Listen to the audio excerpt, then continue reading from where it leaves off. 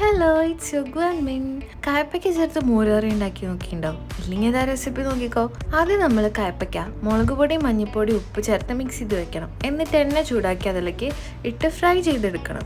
Fry ചെയ്ത് മാറ്റിക്കഴിഞ്ഞാൽ മൺചട്ടി ആയ കാരണം കൊണ്ട് നമുക്ക് ഫ്ലെയിം ഓഫ് ചെയ്തതിന് ശേഷം അതേ എണ്ണയിലേക്ക് തന്നെ കടുക്, വറ്റൽമുളക്, കറിവേപ്പില, ഉലുവ, കുറച്ച് മഞ്ഞൾപ്പൊടി ചേർത്ത് ഒന്നിങ്ങോട്ട് മുരിച്ചെടുത്തിട്ട് നമുക്ക് തിരിച്ച് ഫ്ലെയിം ഓണാക്കിയതിന് ശേഷം അരപ്പ് ചേർത്ത് കൊടുക്കുക. അതിൽ തേങ്ങ, പച്ചമുളക്, ഒരു നുള്ളി ജീരകം ചേർത്ത് അരച്ചതാണ്. അരപ്പ് ചേർത്ത് കൊടുത്തിട്ട് പാകത്തിന് വെള്ളം കൂടെ ചേർത്ത് ആവശ്യത്തിന് ഉപ്പും കൂടെ ഇട്ട് കൊടുത്തിട്ട് നമുക്ക് തിളച്ച് വരുമ്പോഴേക്ക് കയ്പ്പയ്ക്കയും കൂടെ ആഡ് ചെയ്ത് കൊടുക്കുക. കയ്പ്പയ്ക്ക ആഡ് ചെയ്തപ്പോൾ നന്നായിട്ട് തിളച്ച് വന്നു കഴിഞ്ഞാൽ അതിലേക്ക് നമുക്ക് പുളിപ്പിൻ്റെ ഒക്കെ പാകം അനുസരിച്ചിട്ട് തൈര് ചേർത്ത് കൊടുക്കുക. എന്നിട്ട് തിളച്ച് വരുന്നതിന് മുന്നേ തന്നെ ഫ്ലെയിം ഓഫ് ചെയ്യുക. കറി റെഡിയായി.